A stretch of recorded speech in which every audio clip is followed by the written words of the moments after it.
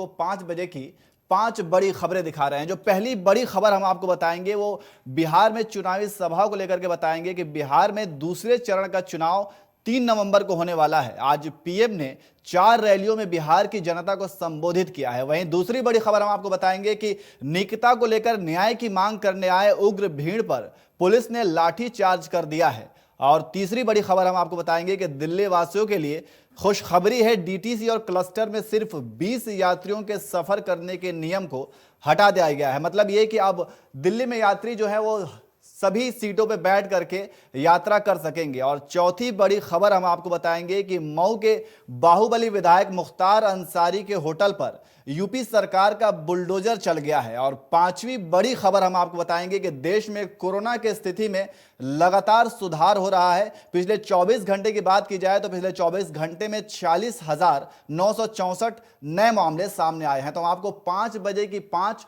बड़ी खबरें TV screen पर अलग अलग तस्वीरों के जरिए बता रहे हैं।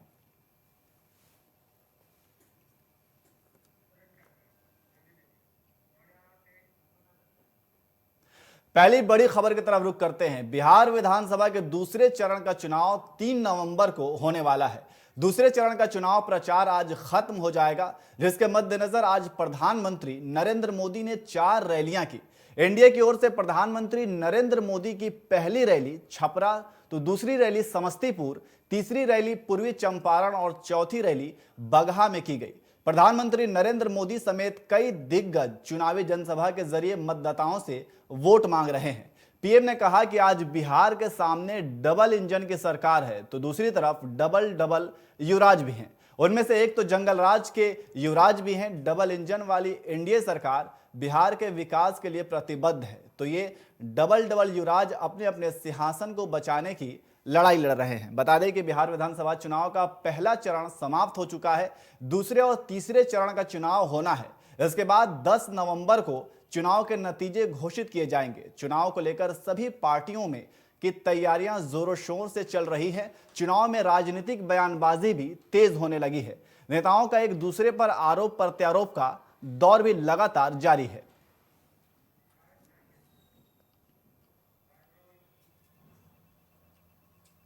मैं देख रहा हूं ये पंडाल के उस पार, पंडाल से भी शायद 2-4 गुना ज्यादा लोग बाहर खड़े हैं। ये अद्भुत नजारा है और इसका एक कारण तो मुझे लगता है कि जो पहले चरण का मतदान हुआ और लोगों का आशंकाएं थी कि कोरोना के कारण, डीकने कारण, फलाने कारण मतदान नहीं होगा, ये सारे पंडितों की धारणाओं को पहले चरण में बिहारी के लोगों ने गलत सिद्ध कर दिया। भारी मतदान किया, भारी मतदान किया। और दूसरी बात, पहले चरण के मतदान का जो यहां की धरती की राजनीति के जानने वाले लोगों ने एनालिसिस किया है, कुछ पत्रकार बंधुओं ने उसका विश्लेषण किया है, पहले चरण के मतदान से साफ नजर आ रहा है कि नीतीश बाबू के नेतृत्व में एनडीए की सरकार दोबारा बन रही है। आज बिहार के सामने डबल इंजन की सरकार है, तो दूसरी तरफ डबल युवराज भी है और एक तो जंगल राज के युवराज भी है।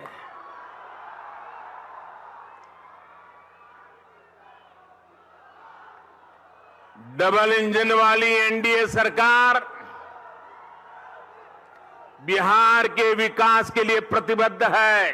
जो कृषि सुधार किए गए हैं उनसे अब आलू, मक्का और दूसरी फसलों से जुड़े किसानों को भी बहुत लाभ होने वाला है।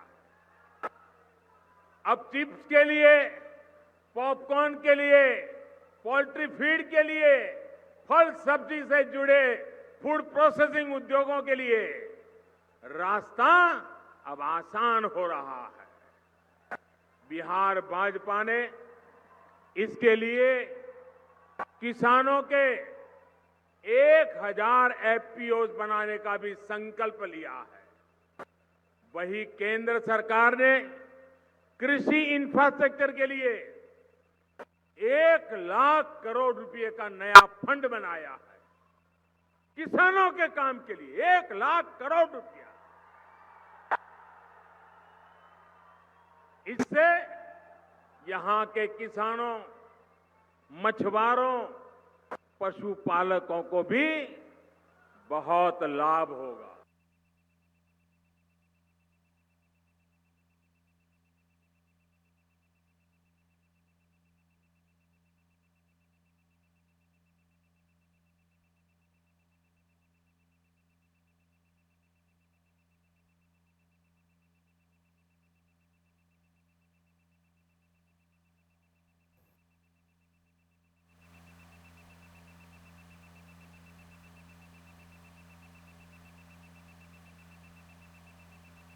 जो कृषि सुधार किए गए हैं उनसे अब आलू, मक्का और दूसरी फसलों से जुड़े किसानों को भी बहुत लाभ होने वाला है।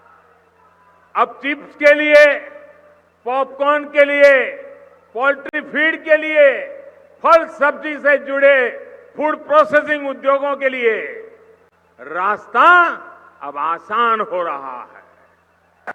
बिहार भाजपा ने इसके लिए किसानों के 1000 एफपीओ बनाने का भी संकल्प लिया है। वही केंद्र सरकार ने कृषि इंफ्रास्ट्रक्चर के लिए 1 लाख करोड़ रुपए का नया फंड बनाया है। किसानों के काम के लिए 1 लाख करोड़ रुपया। इससे यहां के किसानों, मछुआरों, पशुपालकों को भी बहुत लाभ होगा। इसमें ज्यादा बातचीत के लिए, जानकारी के लिए नेहा गुप्ता हमारे संवाददाता फोन लाइन पे सीधे पटना से जुड़ गई हैं। नेहा, जिस तरीके से बिहार विधानसभा चुनाव को लेकर के तैयारियां जोरों शोर पे हैं और दूसरे चरण की तैयारी भी अब तेज हो गई है, तो इस बार का, और आज नरेंद्र मोदी ने 4 रैलियों को संबोधित किया है, 4 रैलियों के जरिए बिहार की जनता को संबोधित किया है, तो इस बार का चुनावी समीकरण क्या कहता है बिहार में? जी, जिस तरह से चुनाव का आज 3 तारीख को मतदान जो होना था, आज चुनाव प्रचार थम गया है 5 बजते के साथ ही। वहीं जिस तरह से प्रधानमंत्री मोदी द्वारा बिहार के 4 विधानसभा क्षेत्रों में चुनाव प्रचार किया गया और बिहार के छपरा, समस्तीपुर, मोतिहारी और पश्चिम चंपारण में चुनावी रैली को संबोधित किए। वहीं लगातार पीएम मोदी द्वारा जंगल राज के युवराज को कटाक्ष करते हुए कहे हैं कि जिस तरह से एक 2 युवराज पूरे बिहार चुनाव में जोर शोर से प्रचार कर रहे हैं, तो इनसे बचने की बात कहे हैं। जंगल राज की वापसी ना हो, जिस तरह से लालू और राबड़ी के राज्य को अक्सर बीजेपी या एनडीए के द्वारा लगातार हमला किया जा रहा है कि दोबारा वापसी ना हो, इसे लेकर लगातार एनडीए के प्रत्याशी हो या खुद पीएम मोदी हो, वो लगातार वो भय की स्थिति दिखाना चाह रहे हैं, किडनैपिंग की बात कर रहे हैं अपने रैलियों में।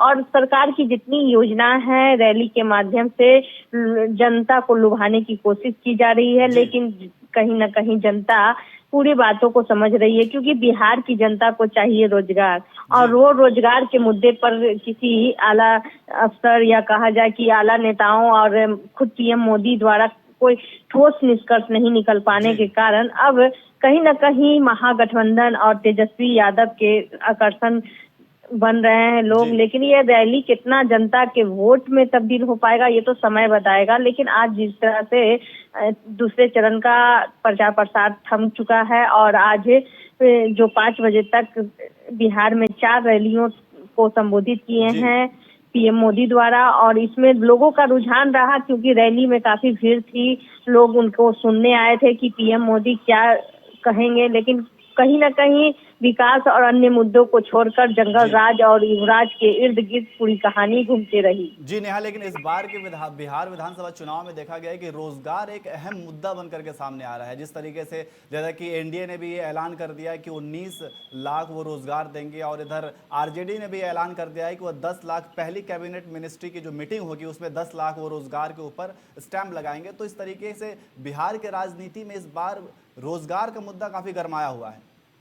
जी बिल्कुल सही बात है। जिस तरह से कोरोना काल में प्रवासी मजदूर बिहार लौट के आए और जिस तरह से उन्हें कई कठिनाइयों का सामना करना पड़ा, और उसी समय से रोजगार की जो समस्या है या रोजगार एक मुख्य मुद्दा बन गया है। और इस चीज को कहीं ना कहीं तेजस्वी यादव ने काफी गंभीरता से लिए हैं, और उन्होंने इसीलिए अपने चुनाव प्रचार के दौरान 10 लाख नौकरी की भी बात कर रहे हैं और कैबिनेट में इस पर मोहर लगाने की भी बात कर रहे हैं।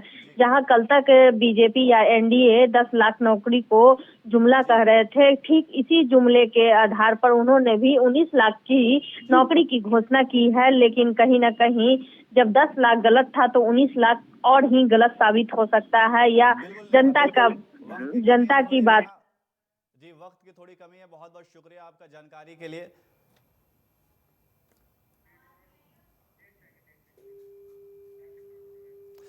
तो आपको बता दें कि बिहार विधानसभा के दूसरे चरण का मतदान होने वाला है, और इसको लेकर के तैयारियां जो हैं वो जोरों शोर से हैं। आज प्रधानमंत्री मोदी ने 4 बैक टू बैक रैलियां की हैं और इन रैलियों के माध्यम से बिहार की जनता को संबोधित किया है। अब हम दूसरी बड़ी खबर की तरफ रुख करते हैं। निकिता तोमर मर्डर केस के दोषियों को जल्द से जल्द फांसी देने की मांग को लेकर आज उग्र भीड़ ने फरीदाबाद बल्लभगढ़ हाईवे को जाम कर दिया। इस दौरान भीड़ को शांत करने के लिए पुलिस को लाठीचार्ज करना पड़ा। बताया जा रहा है कि भीड़ की तरफ से पत्थरबाजी भी की गई। बता दें, निकिता की हत्या के मामले में बीते गुरुवार को दोनों आरोपियों को कोर्ट में पेश किया गया था, जहां उन्हें 14 दिन की न्यायिक हिरासत में भेजा गया। पुलिस ने दोनों को 2 दिन की रिमांड पर रखा था। पुलिस ने हथियार मुहैया कराने वाले आरोपी अजरू को नूह से गिरफ्तार किया था।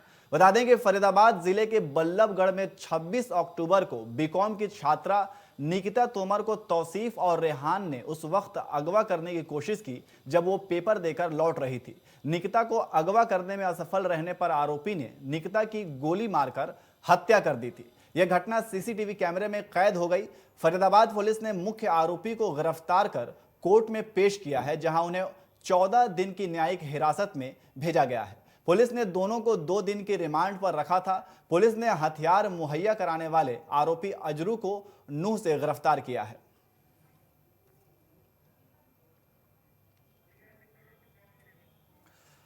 तो आपको बता दें कि निकिता तोमर मर्डर केस के दोषियों को जल्द से जल्द फांसी देने की मांग को लेकर आज उग्र भीड़ ने फरीदाबाद बल्लभगढ़ हाईवे को जाम कर दिया। इस दौरान भीड़ को शांत करने के लिए पुलिस को लाठी चार्ज करना पड़ा। बताया जा रहा है कि भीड़ की तरफ से पत्थरबाजी भी की गई। बता दें कि निकिता की हत्या के मामले में बीते गुरुवार को दोनों आरोपियों को कोर्ट में पेश किया गया था, जहां से उन्हें 14 दिन की न्यायिक हिरासत में भेजा गया है। ये पूरा का पूरा मामला जो है वो न्याय की मांग कर रही उग्र भीड़ के ऊपर पुलिस ने लाठी चार्ज कर दिया है। भीड़ की तरफ से पत्थरबाजी की गई थी और इस तरीके के गंभीर आरोप लगाए जा रहे हैं। ये पूरा मामला निकिता तोमर मर्डर केस के दोषियों को सजा दिलाने को लेकर के है। आप तस्वीरों में देख सकते हैं कि किस तरीके से लोग इकट्ठा होकर के न्याय की मांग कर रहे हैं।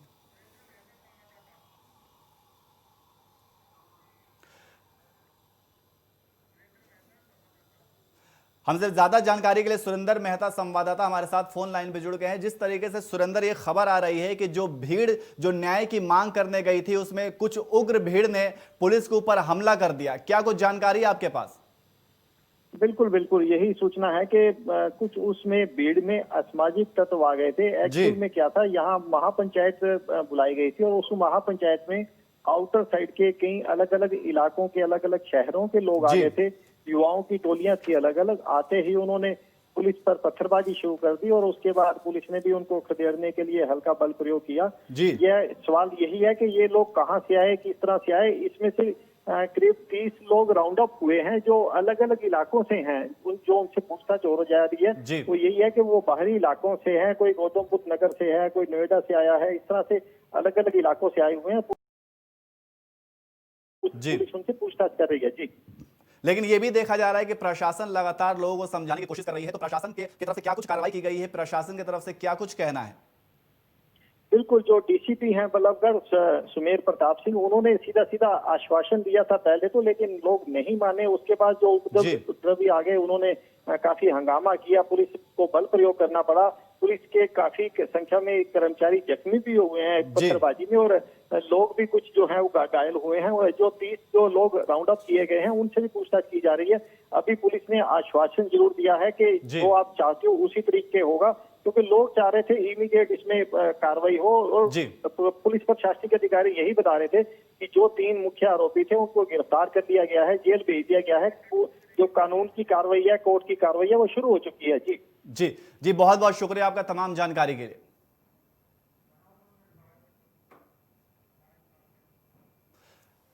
तो हम आपको 5 बजे की 5 बड़ी खबरें दिखा रहे हैं, अलग अलग तस्वीरों के जरिए हम आपको 5 बजे की 5 बड़ी खबरें दिखा रहे हैं। पहली खबर जो हमने आपको बताई है कि बिहार में दूसरे चरण का चुनाव 3 नवंबर को होने वाला है और आज पीएम ने 4 रैली को संबोधित किया है। वहीं दूसरी बड़ी खबर हमने आपको बताई कि निकिता को लेकर न्याय की मांग करने आए उग्र भीड़ पर पुलिस ने लाठी चार्ज किया है। और तीसरी बड़ी खबर हम आपको बताने वाले हैं कि दिल्ली वासियों के लिए एक बहुत ही बड़ी खुशखबरी है। डीटीसी और क्लस्टर में सिर्फ 20 यात्रियों के सफर करने के नियम को अब हटा दिया गया है।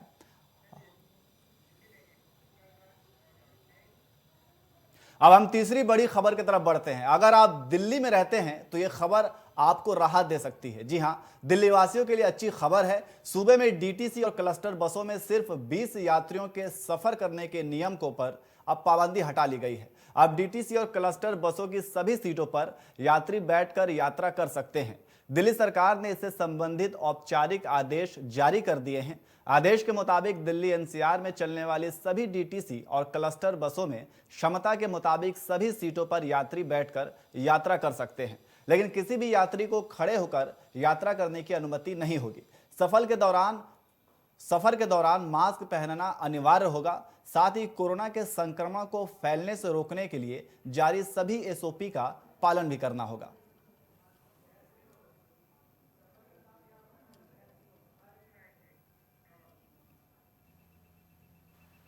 दिक्कत तो कोई नहीं, पैसेंजर को दिक्कत थी उनको फायदा होएगा इससे। जो पैसेंजर बाहर खड़े रहते थे हम लोगों को मना करना पड़ता था मजबूरी में उनको, वो आप गाड़ी के अंदर आ जाते हैं। हमारी भी ड्यूटी सही है। लेकिन ये कोरोना काल चल रहा है, दिल्ली में कोरोना के केसेस बढ़ते जा रहे हैं, तो इससे क्या फर्क पड़ेगा? नहीं सर, ये तो ऐसा अदर स्टेट में भी चल रही है, यूपी में भी शुरू से चल रही है, सीटों पर बैठ के चल रहे हैं। प्राइवेट गाड़ियों में सीटिंग चल रही है सारी। ये डीटीसी के अंदर ही थी जो ऐसे चल रहा था। क्या अलाउ किया गया है, कैसे बताया गया? हमको ये बताया गया आज से सीटिंग चलेगी गाड़ी। ओवरऑल सारी सीटिंग्स पे आप लोगों को हाँ जी, सब सीटिंग पे सवारी बैठेंगी, स्टैंडिंग कोई नहीं जाएगा। अब हम चौथी बड़ी खबर की तरफ रुख करते हैं। यूपी के मऊ से बाहुबली विधायक मुख्तार अंसारी के होटल गजल पर प्रशासन का बुलडोजर चल गया है। अदालत में लंबी कानूनी लड़ाई के बाद आखिरकार गजल होटल को ढा दिया गया है। मुख्तार का गजल होटल पत्नी और बेटे के नाम पर है। बता दें कि डीएम की अध्यक्षता वाले 8 सदस्यीय बोर्ड ने होटल मालिकों की अपील को खारिज कर दिया था, जिसके बाद 8 अक्टूबर को एसडीएम सदर ने ध्वस्तीकरण का नोटिस दिया था, जिसके चलते एसपी सिटी और एडीएम के नेतृत्व में भारी संख्या में पुलिस फोर्स की मौजूदगी में होटल को ढहाने का कार्रवाई की गई। एसडीएम के नोटिस पर मुख्तार अंसारी पक्ष हाईकोर्ट गया था। हाईकोर्ट ने याचिकाकर्ताओं को डीएम के समक्ष अपील करने का निर्देश दिया था। अपील निरस्त होने के बाद ध्वस्तीकरण की कार्रवाई की गई। वहीं हाल ही में सीएम योगी आदित्यनाथ ने कहा था कि माफियाओं की संपत्ति पर गरीबों के मकान बनाएंगे।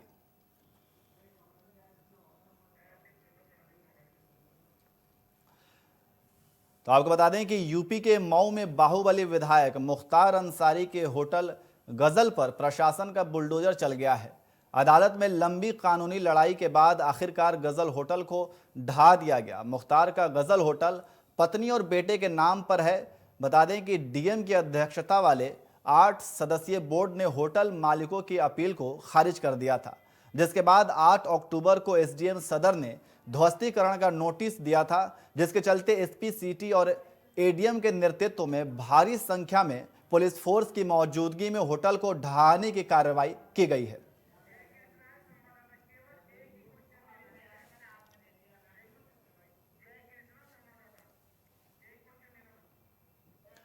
हमसे बातचीत करने के लिए जय कृष्णा संवाददाता हमारे साथ फोन लाइन पे जुड़ गए हैं। जय कृष्णा, जिस तरीके से ये खबर आ रही है कि जो बाहुबली विधायक मुख्तार अंसारी हैं उनके होटल को ढा दिया गया है, तो क्या है पूरा मामला? निश्चित तौर पर आपको बता दें, जिस तरह से मुख्तार अंसारी की जो अवैध संपत्तियां हैं उनको ध्वस्त करने के लिए उत्तर प्रदेश सरकार और पुलिस एक अभियान चला रही है और अभियान के तहत ही 8 तारीख को जो मुख्तार अंसारी का होटल गजल है, जो कि इनके पत्नी और बच्चे के नाम पर दर्ज है, उसे अवैध करार दिया गया था, जिसके बाद पत्नी और बेटे ने हाईकोर्ट में PIL दाखिल की थी और इस पूरी कार्रवाई पर रोक लगाने की बात कही गई थी। लेकिन कहीं ना कहीं जो हाईकोर्ट है उसने भी डीएम के सामने इस अपील पर सुनवाई करने का फैसला लिया था और डीएम के समझ की इस पूरी जो अपील की गई थी उसको खारिज कर दिया गया है। और साथ ही साथ जिस तरह की कार्रवाई आज की गई है वो कहीं ना कहीं आने वाले समय में अन्य जो अपराधी हैं उनके लिए एक मिसाल के तौर पर है कि आखिर जो भी इस तरह की अपनी अपूर्ण संपत्ति तैयार करेगा अवैध रूप से, उसे उत्तर प्रदेश सरकार किसी भी कीमत पर पड़ने नहीं देगी और उसे जमीन पर जमींदोज कर दिया जाएगा। तो ऐसे में कहीं ना कहीं जिस तरह की कार्रवाइयां की जा रही हैं वो उत्तर प्रदेश सरकार कहीं ना कहीं एक संदेश देने की भी कवायद कर रही है। और साथ ही साथ जिस तरह से आज जो होटल गजर पर बुलडोजर चलाया गया है वो अपने आप में एक सरकार की बड़ी कार्रवाई है। जी बहुत बहुत शुक्रिया आपका तमाम जानकारी के लिए।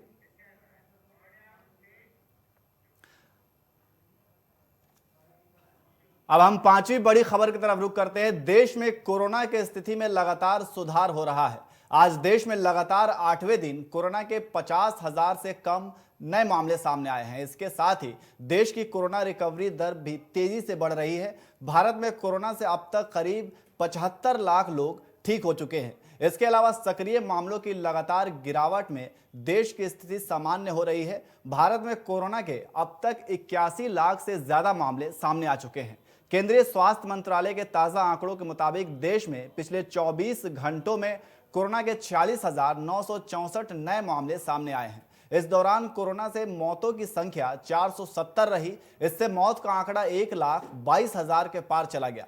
स्वास्थ्य मंत्रालय के ताजा आंकड़ों के अनुसार देश में अब तक कुल 81,84,083 केस सामने आ चुके हैं। इसमें से 74,91,513 लोग इससे ठीक भी हो चुके हैं। देश में सक्रिय मामलों की संख्या घटकर 5,70,458 हो गई है। भारत में कोरोना से मौत का आंकड़ा 1,22,111 हो गया है।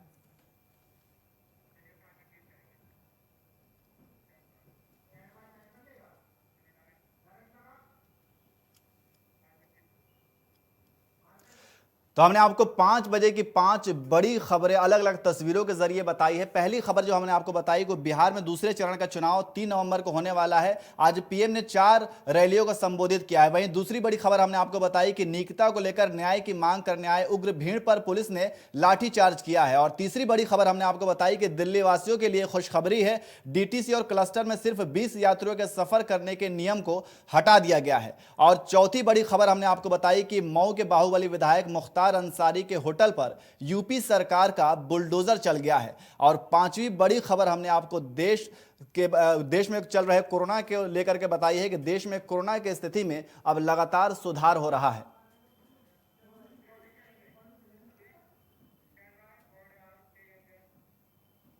आज के लिए हमें दीजिए इजाजत। कल फिर मुलाकात होगी 5 बजे 5 बड़ी खबरों के साथ। नमस्कार।